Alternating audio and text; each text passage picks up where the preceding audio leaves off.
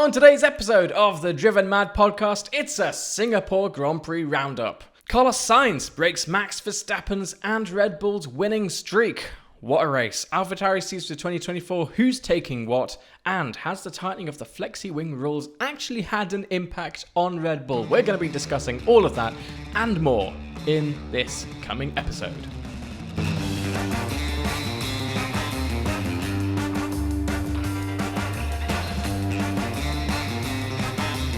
Hello and welcome to the Driven Mad podcast in partnership with Sports Illustrated. That was a long in because I forgot my words.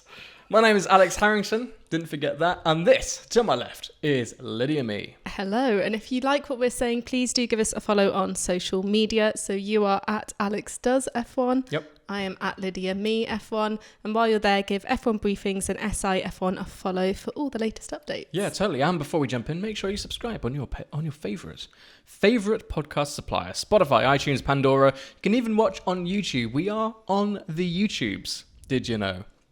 Out of 10, straight away. Let's just jump in. This race was brilliant, wasn't it? Am I ever going to give a race a 10? Probably not. No. A 9. Yeah, it's like a 9.5. So that's basically a 10. Yeah. By the way, if you are watching on YouTube, I am wearing a Red Bull. Sorry, if you're not watching on YouTube, I am wearing a Red Bull top. It is not because I'm biased. I have almost one of each, kind of. It is a celebration of the fact that Red Bull did not win. And I'm not saying that because I hate Red Bull. I'm saying that for the good of the sport. It was the best race so far. It was exciting. Was it not? It was really, really good. I mean, even qualifying, sorry, just reliving that for a second. I know, it was great, wasn't it? Qualifying was obviously, thank God, Stroll is okay, because that was really scary, his crash. It was scary. But the fact that I was like, surely Max is going to get through to Q3. And little Liam Lawson there, yeah, just was like, absolutely Liam. Not. The fact that he was the one that pushed Verstappen down, and then they both DNF'd. It's been a while. Both eliminated. That's the word I was looking for. From both Red Bull drivers. Q2. Yep. Shooketh. Yeah, and that leaves the only driver to make it through to every Q3 appearance, Fernando Alonso. That is GOAT territory, Mr. Fernando. I love it. Also, after this race, another good stat for you.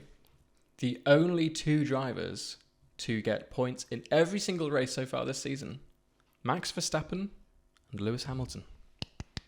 More GOAT behaviour for you. It's just goats everywhere. Well, I'm just glad they're not screaming. Is that a goat or is that a sheep? Ooh. You don't know your farm animals. Nope. Carlos Sainz. Moving on. Carlos Sainz, E-I-E-I-O. He did really, really well, didn't he? Oh, it was just like perfection from start to finish. He dealt, and obviously the team, but I'm just going to say they dealt with... Because it wasn't perfection from Ferrari, because poor Charles Leclerc got kind of left out. Yeah, but I'm talking about, just Sainz's side of the garage. They were on it. They dealt with the safety cars really well, but I mean, all credit goes to Sainz for the last few laps, where he made sure that Lando Norris was within DRS distance of him. It was a masterclass in race strategy. Genius. And I think, you know what, it's actually changed how I feel about Carlos Sainz. I always realised and knew Sainz was a great driver. Otherwise, he wouldn't be where he is today. Yeah. But the way he not only raced one hell of a race, like his pace was fast, but the way he was able to think about strategy to that level of detail as well. And that was not a strategy that came from Ferrari. That came from him. Yeah. That is world championship behaviour. Yeah. Really impressive. Because a lot of people might think, it's because him and Lando are friends. But he knew that if by protecting Lando's second position, he protected his own win. Because if Lando had been taken by a Mercedes, obviously George had his moment, which we won't talk about. We will talk about it. We will, but not right now. So if he'd been taken by a Mercedes, Carlos knew that there was then a high chance, because they were on fresher tyres, that they would then overtake him as well, and then he'd lose his victory. It was just so... It was clever. I couldn't have thought of that, and I was sat on the sofa. Yeah, exactly. So. Sainz knew that his Ferrari had the straight line pace to keep the McLaren at bay. Yeah. If that wasn't the scenario, then he would not have even thought about doing this. But yeah. he knew from the lap times that he was being told where he stood, and the way he honestly, it's ridiculous. I couldn't do that sim racing. Yeah. And I'm just sat with a cup of tea and a biscuit with one hand on the wheel. I still couldn't think of that. Really impressive. That is the most British thing you've ever said. Thank you. Cup of tea and a biscuit. George Russell, talking about British. He, like you just said, his car came to a bitter end, didn't it? And let's just talk about that for a second. Let's kind of analyse what happened. It was hinted at during the race, but he actually just followed. Like, he completely got into the state of mind where he was right on Lando's tail. Yeah. Lando got so close to the wall. I think he did slightly clip knock. it. Yeah, he clipped the wall. And George, following that with complete tunnel vision, did exactly the same thing, but to a much larger extent. Yeah. And that meant he went straight off. What was it? Turn 10. And have you seen the memes of him going for the gap? I was just going to say that because obviously there's the famous Ayrton Senna speech where he's like, if you're not going for a gap, you're not a racing driver anymore. And it's just typical that the bit of the writing on the race wall where it says the Singapore Grand Prix, it's the gap. GAP. And it's like, oh, God. And the video footage that's now been released of him leaving the car from a fan's point of view, that's heartbreaking. His interview afterwards where he's clearly holding back tears, heartbreaking. But the guy that they showed in the audience, yes, that's right, the Mercedes supporter, that was basically, I think, everybody's reaction.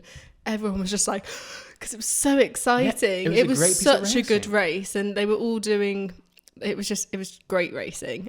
And then he just had the emotions for everyone when he crashed, and he was just like, and then he put the flag in front of his face. I was like, oh God. But that's the thing. I think this is why we love F1, isn't it? And regardless of who you support, it's those emotions that make that specific race so good. Yeah. That's why, I know oh my God, I can't even.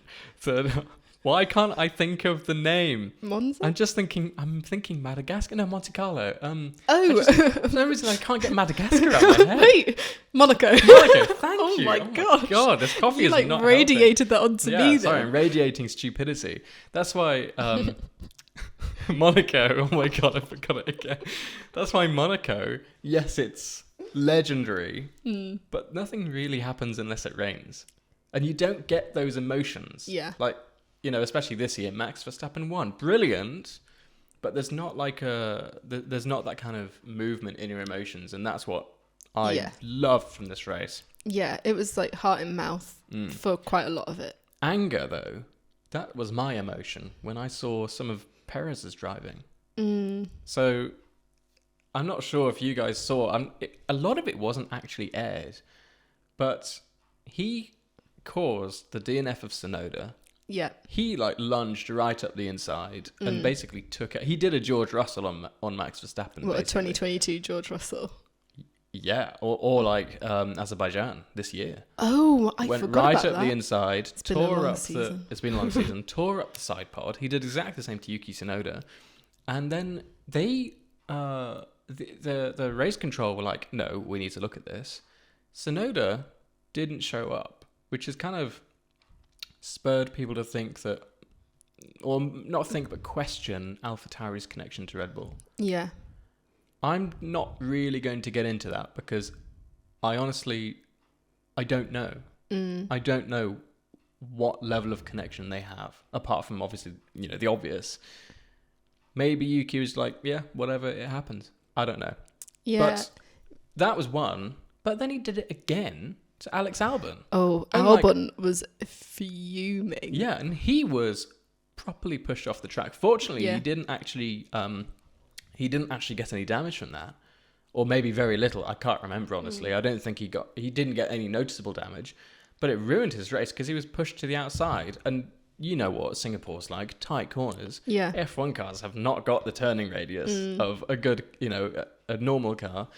He really struggled after that. It's just crazy. From a Red Bull driver, they are supposed to be the best of the best. Yeah, that clean was as well. Appalling driving. Yeah, and exactly, clean driving.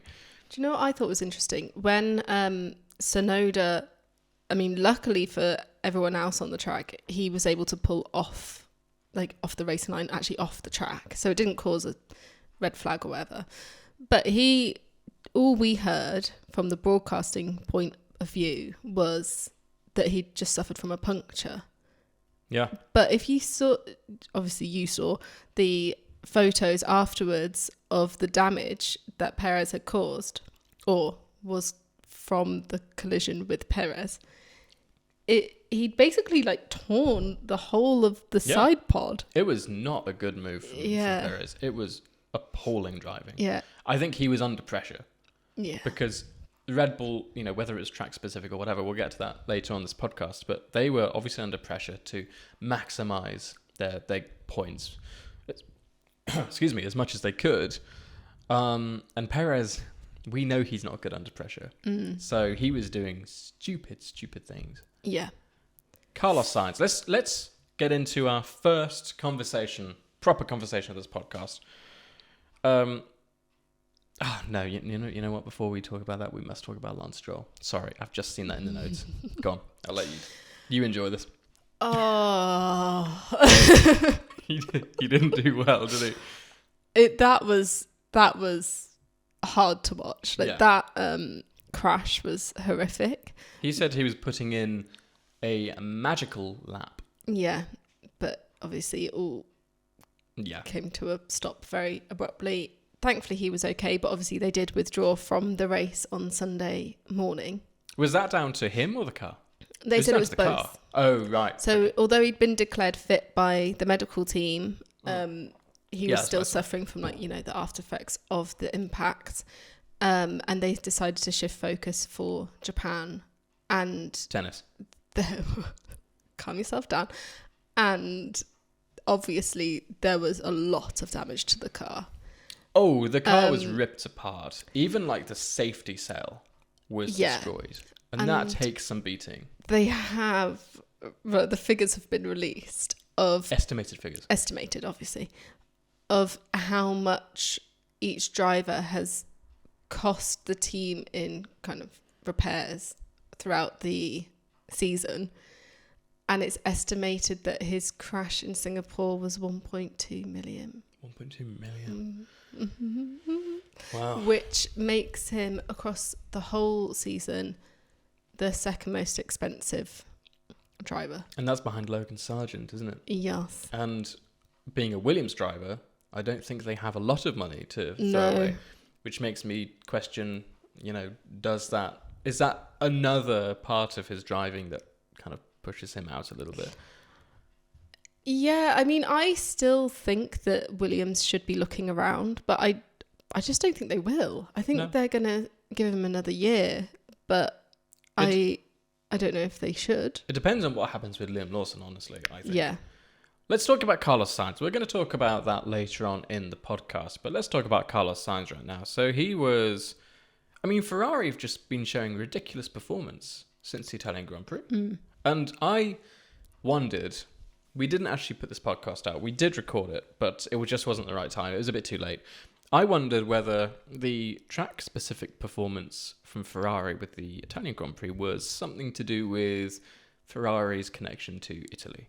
And whether it was a little bit of an underhand... Ferrari has a strong relationship with the FIA and Formula One. And they seem to have their fingers in many pies. So I was wondering if that was potentially something to do with it. Whether it was honestly just track specific or whether they had actually found some performance. Yeah. Judging from this race, it looks like they've actually found performance, which is exciting because that means might not just be Red Bull winning every race from now on. Yeah. Although I don't want to be a Debbie Downer here, but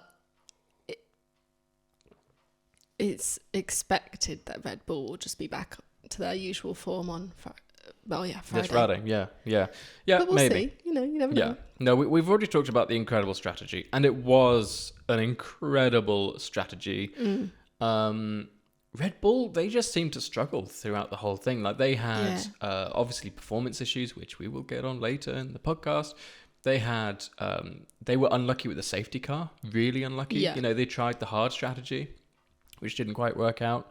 But let's talk about the comparison between Carlos Sainz and Charles Leclerc.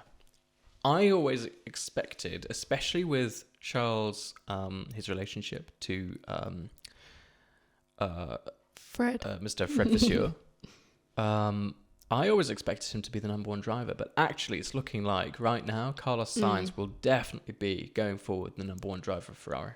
Yeah, I mean, they've specifically never said who was their number one driver, but I think everyone kind of just assumed from last year's performance, Charles was the one that was closer to fighting for the championship out of the two. So you kind of just assume that that's the case. But this season it's kind of shifting towards Sainz. He's really proving himself. Yeah, I feel like he is just becoming very aligned with his car now. He's understanding how it works. They were always so negative about the SF23, especially at the start of the year. They were like, it's so unreliable. We just, a gust of wind in one direction and the whole aerodynamic balance is off. But now they're, at least Sainz is really getting a handle on it. He's becoming much more confident in the performance of the car and his driving in regards to the car. Charles Leclerc still seems to be he's just not quite there yet. I feel like he's still grappling with it, and maybe almost like he's lost a bit of confidence. Maybe, but I also think that, especially in Singapore, obviously because Sainz was on pole, the team favoured Sainz. So at the beginning, Leclerc was very much in protect Sainz mode. Yeah. He had that issue with the pit stop as well, where he was just sat there because they had to wait for traffic, which that's not great. No, you're right, actually. So I don't know. Are you thinking it could have gone either way? I think so. I think if Leclerc had been on pole, it would be just the other way round.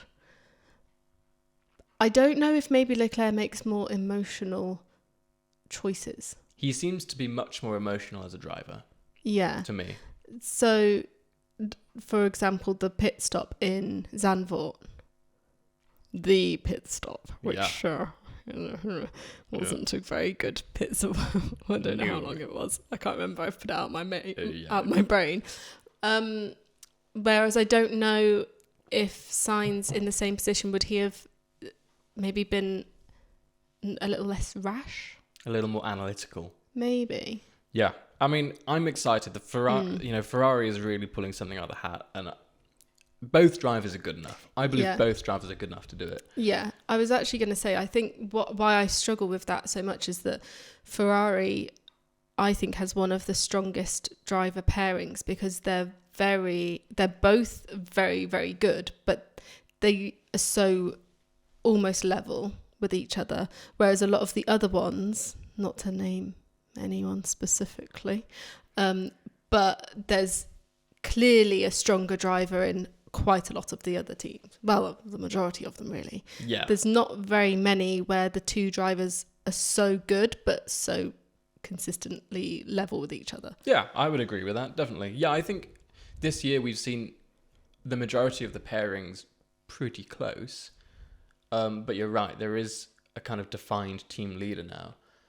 But you're right, again, Ferrari, they haven't really got that. They will obviously be pushing Carlos Sainz because he's shown that he's got confidence with the car, which is so important, arguably the most important thing. And he's higher up in the standings. Yeah, exactly.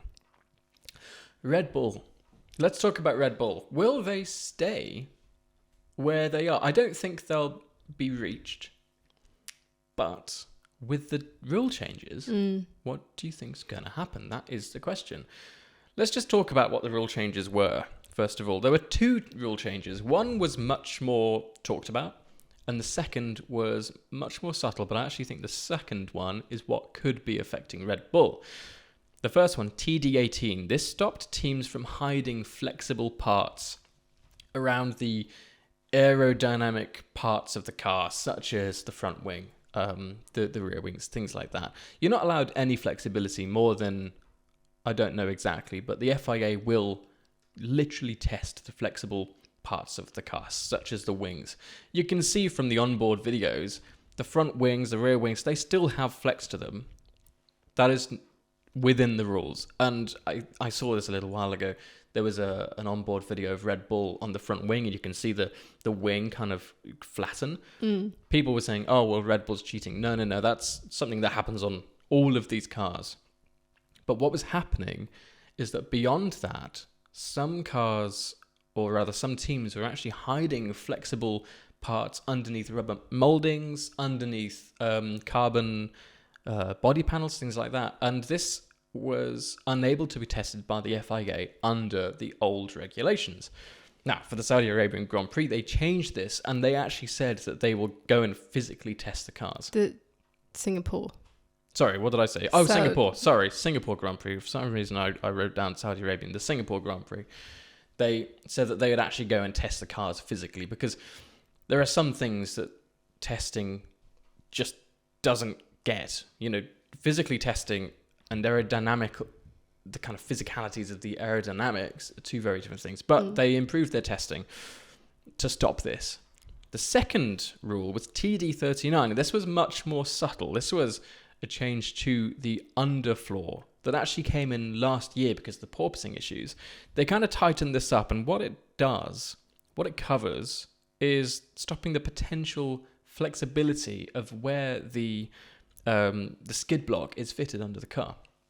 Because what they found was that some teams may have had a slightly flexible floor, and obviously the majority of the downforce comes from the floor, and some teams were kind of manipulating this. Now, Red Bull have suddenly had a drop in performance. So is that to do with these rules? Christian Horner says no. He says they haven't changed a single component. And on top of that, he said they haven't changed how any of their current components operate. Whether that is true, there's no, we don't trust him. He's talking to the media. Of course, he's going to tell us what we want to hear, or he's going to tell us what makes Red Bull look better. But there was a substantial drop in performance. Yeah, and interesting, Aston Martin also had a drop in performance, and they run a very similar setup and car to the. Yeah. Well, I suppose it's more similar to last year a little bit. But yeah. That it's interesting that they both struggled. I think that is what everyone's going to be looking out for in Japan, because to be fair to Red Bull, they've always said that Singapore was going to be a difficult race for them. It clearly was. But if they still struggle in Suzuka, then we will know. It will be a little bit more evident, I suppose. Yeah. I mean, so talking about the design of the car, Adrian Newey is genius. It's like a fighter jet. So when fighter jets are in the air, they get their maneuverability from the fact that they're not at all aerodynamic. And it's the computers and the wings and all that kind of stuff that keeps the planes basically in the air. But because they're so unaerodynamic, they can make quick turns and things like that. And Adrian Newey has done exactly the same thing with the RB19.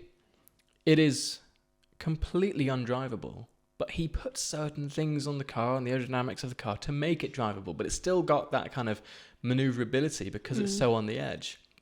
And that's what we saw at the Singapore Grand Prix. It was almost like something was taken away. So now the car was way, it was like an animal, wasn't it? They couldn't control it. It was just so uncontrollable, had oversteer, understeer. You could see that they were struggling. Yeah, Max said it was like driving on ice. Yeah, exactly. So Adrian Newey, knowing how he works, has something been taken away? Has that kind of you've got all these crazy aerodynamic principles, and then you've got the thing that makes them all work. Has that thing that makes them all work been taken away? And now is it a jet fighter that's just completely unaerodynamic? That is the question. And we will find out next week. I'm so excited. Honestly, this has brought such an interesting turn to the season. I mean, Red Bull's going to walk away with the championship. We know that. They could win it again this weekend. Yes, of course. But how low has Mercedes got to come? No points? You're going to have... I think it's still 1 point or less, obviously, for Mercedes. But then there's also, I think they've got to... There's something with Ferrari. They've got to be a certain amount away from Ferrari as well. Yeah, that makes sense. It's exciting. It's reinvigorated this season, and that's exactly what this needed, because it was getting slow. Yeah, I mean, it's a long season as well. So really? When you've got this many races and the same team is winning each one, it is difficult for fans to stick with it. I've talked to many, and they are saying they are no longer watching. Yeah. Which is sad. It's really sad. Hopefully this brings some of them back, especially as I think Singapore is always a favourite race of mine. It is so good. And Japan. So hopefully it will kind of reinvigorate some people. Yeah, I mean, these are great races, regardless of who wins. That's the thing, like, don't watch for a specific team. I mean, do, but just appreciate what you're watching. That's how I enjoy it anyway. I enjoy the precision of the racing. Liam Lawson, he was very precise, wasn't he? He did really, really well. I know. And you know what? I'm kind of worried for Yuki Tsunoda. I know it wasn't his fault, but it didn't do him any... Didn't do any favours. Yeah. As well as he had a DNS in Italy. Yes, of course. Not his fault. Not his fault. But his points aren't looking great. No. And then you take into account the fact that Liam Lawson won on his first race, overtook Max Verstappen. I know he was immediately overtaken again. Yeah. But he overtook Max Verstappen. He did do it. His third race, that is his third race, isn't it? Yeah, he literally out-qualified the reigning champion. Yeah. And I know it's track specific, blah, blah, blah, blah, blah. But come on, this looks great. His CV right now couldn't be better. Yeah. I'm jealous. So let's just, amazing. What is going to happen next year? Is he going to get a seat? I think he deserves one, definitely.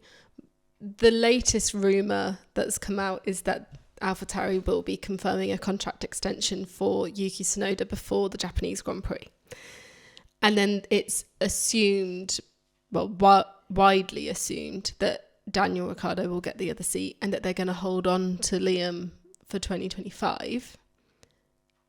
That has led a lot of people to urge Williams to consider making him a nice little offer for 2024 and replace Logan Sargent. Although I think I don't personally see Liam leaving the Red Bull family. I agree. And I think Yuki Tsunoda is a really great driver, but I really think that Liam deserves a seat. Like, he's really proven himself and proven that he's ready and doesn't need to wait till 2025 to have a permanent seat. Yeah. And I also think, rightly or wrongly, they're going to hold on to Daniel Ricciardo because he brings so much more to it. Like, he's not just PR. I think the other rumour as well is that if they go for Liam Lawson and Daniel Ricciardo, they'll make Yuki a reserve driver. Yes. It's all kicking off. There's rumours left, right and centre. Yeah. I mean, what would be your choice? What would you do? I'm just such a nice person. I find it really hard. But Liam and Daniel. Yeah, I would do the same thing. Because Daniel has this star quality. And, take out everything else about the fact that he brings something to the brand. Yeah. He's this smiley, happy guy, which works really well with Red Bull because, Red Bull these days, they're perceived so much as the bad guys. Yeah. So they need a Ricciardo somewhere on their team, not necessarily as a driver. But there's something that just makes me think he's matured. He's not taking it for granted anymore. And it was so unlucky that he damaged his wrist. It was so unlucky because I think it may have potentially ruined his chances of getting back into a seat, potentially. But I do think they need to keep Daniel Ricciardo. Yuki Tsunoda, I don't think he has a star quality. He is a reliable choice. He's shown this season that he can slowly rack up points. P10, P10, P10, basically. But I do feel like those AlphaTauris can do more than that. Mm-hmm. It was very difficult to tell at the beginning of the season because there was such you just couldn't compare the drivers. Nick De Vries, whether he was a great driver or not, I don't know. Whether he just didn't quite get into it, I don't know. But Yuki Tsunoda looked great in comparison. Yeah. But you bring in Liam Lawson. Suddenly Yuki's not looking so good. Yeah, I actually think that Daniel Ricciardo's injury has affected Yuki more than him. Because I think he hasn't had the opportunity to even be compared to Liam Lawson because he can't drive. So there's no way anyone could say, well, if it was Liam Lawson and Daniel Ricciardo racing against each other now, or with each other, I suppose, it's on the same team, that one or the other would be higher because there's no evidence because he's literally not able to do it. Okay, so you're saying they're more likely to give Ricciardo a seat because they haven't compared him to Liam Lawson. They don't know how good he is in comparison. Yeah. Makes sense in my brain. It kind of makes sense. I do get as well that the stuff that's happened to Yuki is not his fault. And it looks as though the upgrades that AlphaTauri are bringing, it's a better car than it was at the beginning of the season. Oh, yeah. At the beginning of the season, it was just... It was a tractor. It was... The POS. I was like that with a side note, Oscar Piastri's tweet to Martin Brundle. I was there. I was like, FWIW. I felt so old. I worked it out. I didn't know it, but I worked it out. I've never been so proud. Thank you. But anyway, going back to it, the issue is that Yuki is no longer a rookie driver. Yeah, he has been doing it a fair few years. Yeah. And he's not good enough to get into Red Bull. He was out-qualified by Liam. Yeah. And Liam finished higher than Yuki has all season. Yuki has not had a 9th place finish. The best he's had is 10th. Mm-hmm. And I just think as well, Liam's mentality is exactly what Red Bull want. Yeah, like after the race, he was like, that's just not good enough. Yeah, he was like, I'm so me? sorry, guys, that those starts need work. And he was talking to Sky, and they were like, no, like, you did really well. Like, you need to celebrate this. You're right. You have to, when you're in the Red Bull family, you have to be constantly searching for that next space, next position. The next improvement. Yeah, like, he's exactly what Red Bull needs, I think. And I the thing is, at the beginning, I know I sound like a bit of a hypocrite because at the beginning of this season, I was like, Yuki is doing so well. Yeah. I was thinking he's like a consistent driver. But that's the thing, we didn't have anyone to compare him to. Now we do, and it's like, damn. Damn. So next year, I'm gonna say, this is what's gonna happen: Ricciardo and Liam Lawson. I don't think they can let this chance go. I'm gonna throw a curveball out there. I like it. Because obviously there's been loads of talk about Sergio Perez, and we don't want to harp on about it forever. It looks as though right now he's secure for 24. That's his contract. Why wouldn't he? As long as he stays second. But that's the thing. If he gets overtaken in the Drivers' Championship, that could change everything. Do you think they'll bring in Ricciardo or Liam Lawson to drive for the Red Bull? I think they would bring in Daniel Ricciardo. He's just more experienced. I think the majority of the time. But then they go through AlphaTauri, or previously Toro Rosso, and then move up. Yeah, but I think you're right. I think what they'll do is put Daniel Ricciardo in Red Bull for next year, bring Liam Lawson in, and then plan on swapping them out. Yeah. So maybe that's what they're doing. That's why they'll confirm Yuki and Daniel. Yeah. See what happens with Perez, maybe shuffle things around. I'm building a whole story in my head here. And then that way, they've not peed any drivers off. Yeah. Because if they say to Yuki now, sorry, see ya, they've lost him. Yeah, they've lost him. Yeah. Anyway. Well, there we go, everybody. And on that note, we will finish this podcast. Breaking news. Lydia Mee is great at strategy and will be getting a job with Red Bull.